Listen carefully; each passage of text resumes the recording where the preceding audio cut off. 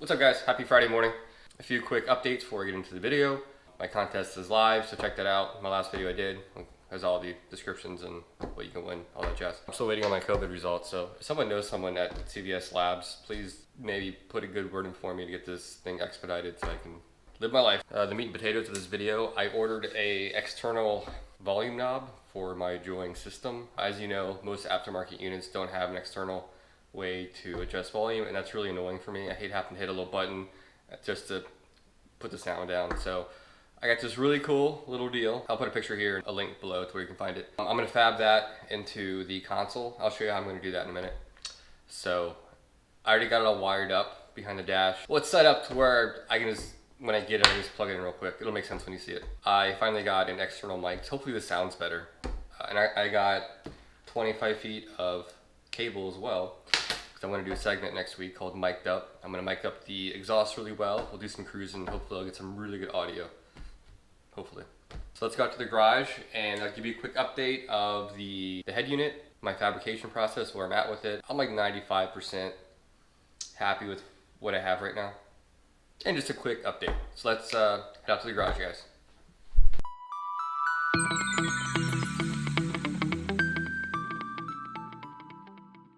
Okay, hopefully you guys can see this okay. I'll go through all this in a second, what I did.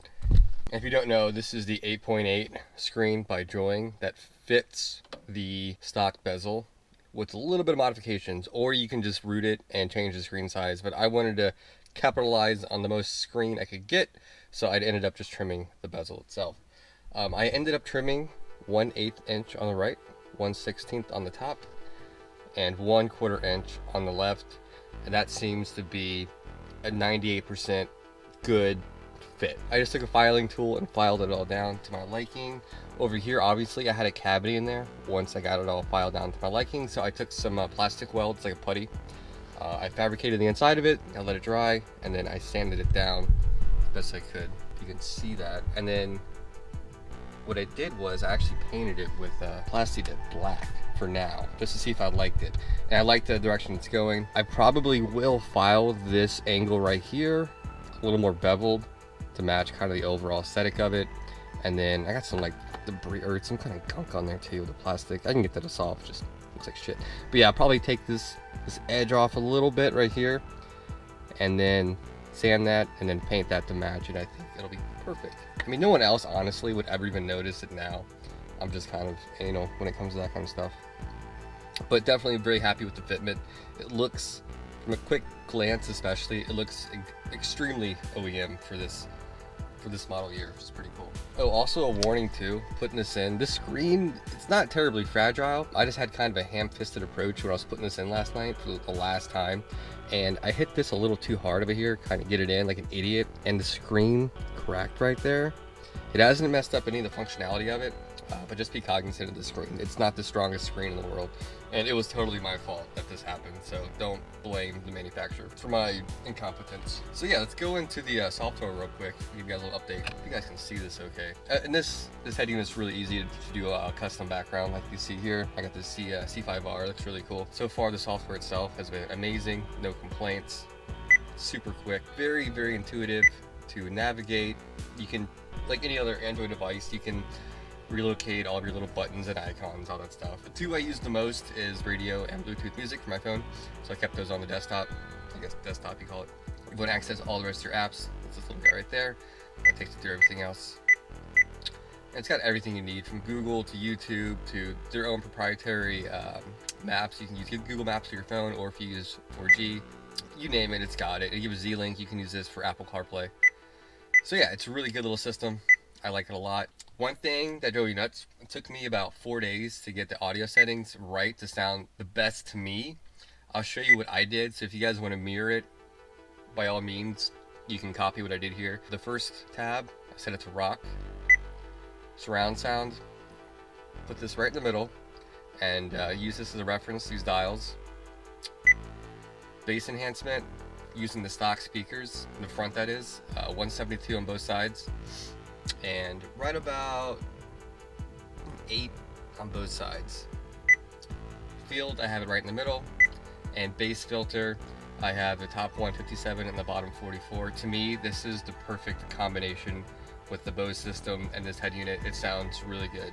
It's not going to sound like a $2,000 Pioneer system, but it's not bad. It is noticeably better than stock, so I'm happy with it. So lastly, real quick, what I want to tell you guys. Oh, and also I got my rear view camera up and running, good to go. This camera's not bad for 20 bucks. I do like it. The little guides here, they're static. They don't move, obviously, because it's not programmed by a computer, but it works just fine. And the resolution's 800 by 600, I think. It's not bad for a backup camera that cheap, and it interfaces really well with the joint system. No issues at all using it, and it works just fine. So, happy with the backup camera. So lastly, as you see the little dial I got, there'll be a picture here somewhere if I haven't already showed you one. I got it already wired up in the back down here. I was so tired of taking the thing apart and back together again. Here's all the wires that I'm going to be using for it, taped together, but capped off. I got my ground, my accessory, my key 1 and key 2. It didn't specify if it uses both key 1 or key 2, so I go ahead and wired both just to be safe. So those are right there, tucked away for right now, until it gets here next week, I think. It's coming from China again, so. The little transmitter box is really tiny. It's like 2 by 2, so I can wire it up and stick it underneath the dash there out of the way. And the knob itself is about yay big and it's got a dial on it. What I'm gonna do, I've gone through a lot of different ideas and options, and I'm gonna go ahead and put it on my cup holder, which I never use. So I'm going to route a little hole and then fabricate the dial to fit right inside. That way it's aesthetically, it feels really good, and it's battery operated. So whenever I need to change the battery, I can just flip it up, change the battery, put it back down. I'm gonna put a magnet on it so it's not as loosey-goosey, but I think it'll look really good right there. I think it'll fit perfect too. And that way there's enough room underneath here, all the guts of it will fit just fine out of the way. So I'm really excited to get that in, get that fabricated, and then my sound system will be done. And then hopefully when that's done, we'll move on to the steering wheel. I'm so torn on which one to get. I got one coming and you guys will like it. Oh, and I did let me turn this off so you can see it real quick. Last thing here. Half of my buttons were out, and I found a really cool tutorial by YellowVet04, I think is his YouTube handle. But he's got a really cool little tutorial on how to solder all the little light bulbs back in. About an hour of work, and I think it costs $6 for the bulbs.